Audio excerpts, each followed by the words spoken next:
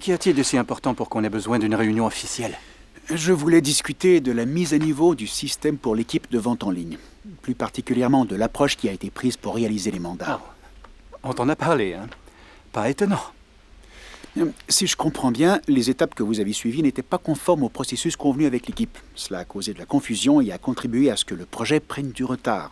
J'ai adopté une approche différente parce que c'était un processus beaucoup plus efficace. J'ai tenté de l'expliquer à Isabelle, mais elle n'a jamais voulu écouter.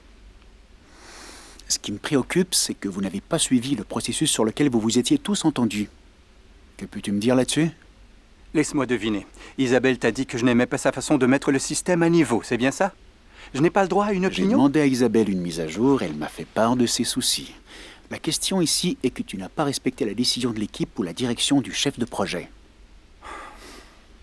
Écoute, je sais que tu es très déçu de ne pas avoir été choisi comme chef de projet et je crois suis vraiment... ici depuis plus longtemps qu'Isabelle, et j'en connais plus qu'elle. Philippe, tu es l'un des meilleurs techniciens dans le service. Les gens demandent spécifiquement à te parler lors d'appels de dépannage. Ok. Si je suis l'un des meilleurs techniciens de l'équipe, pourquoi n'est-ce pas moi qui gère ce projet? Un chef de projet doit posséder d'autres compétences et capacités, pas seulement des connaissances et expériences techniques. La capacité de faire collaborer les gens est essentielle, surtout lors de projets difficiles comme cette mise à niveau. Je te pose la question. Dans quelle mesure es-tu efficace pour amener les gens à travailler ensemble sur des projets difficiles? Bon, écoute, je fais en sorte que les choses se fassent. Et chacun aime bien quand le travail est fait à temps. Non, ce n'est pas seulement faire le travail, c'est aussi comment il est fait. Je venais tout juste d'avoir été nommé chef de service quand je me suis retrouvé dans une situation où j'ai vraiment eu besoin d'un chef de projet pour une échéance très serrée. J'ai choisi un technicien qui était un expert du système. Eh bien, l'aspect technique du projet s'est bien déroulé, mais son équipe ne travaillait pas bien ensemble et le délai n'a pas été respecté. Ok, j'ai compris. Le chef de projet doit faire en sorte que l'équipe travaille ensemble. Mais je pourrais faire ça aussi. Peut-être que oui, mais je n'ai pas vu de preuve à cet effet. Par exemple, tu as dit avoir décidé d'adopter une approche différente de celle du reste de l'équipe pour la mise à niveau. Je ne crois pas que ce soit un exemple de bien travailler ensemble. J'imagine que non. Mais ça ne veut pas dire que je peux pas le faire. Philippe, tu as clairement indiqué que tu voulais être chef de projet. Je comprends. Et je veux t'aider à y arriver. Je crois que tu peux le faire. Que dirais-tu si on se rencontrait dans quelques semaines pour discuter de tes qualifications pour le rôle de chef de projet? Ok. Ce serait bien. Fais-moi savoir quand tu veux me rencontrer. Attends. Nous devons encore parler de la mise à niveau du système et de ton travail dans l'équipe de projet. J'aimerais discuter de ce que tu peux faire concrètement pour développer de meilleures relations de travail avec Isabelle et tes autres collègues sur ce projet. Peut-être bien qu'il vaudrait mieux que tu m'affectes à un autre type de projet. Philippe, tu es indispensable à ce projet. Tu as les connaissances et l'expérience dont l'équipe a besoin pour mener le projet à bien dans les délais prescrits. Tu l'as déjà fait avant. Alors il nous faut trouver une façon pour toi de travailler avec Isabelle et le reste de l'équipe et de faire en sorte de remettre ce projet sur les rails. J'ignore comment faire, voilà. Je n'ai aucune idée.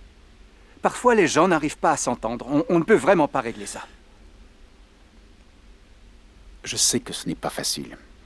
Ce n'est pas de dispositifs sans fil et de connexion dont il est question ici, mais bien de relations interpersonnelles. C'est parfois ce qui peut être le plus difficile quand on fait partie d'une équipe de projet. C'est là que j'ai besoin de toi. Alors, comme première étape, que penses-tu pouvoir faire pour développer une relation plus solide avec Isabelle et l'équipe? Je pourrais commencer avec Isabelle. Je suppose que je devrais lui reparler. Ça semble être un bon départ. Comment va-t-elle réagir, selon toi? Je suppose qu'elle est fâchée. Je n'en suis pas si sûr.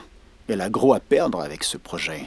Selon moi, ce qu'elle voudra avant tout est de voir toute l'équipe travailler ensemble pour remettre ce projet sur les rails. Ça serait plus facile ainsi. Voyons comment tu pourrais aborder le sujet avec Isabelle.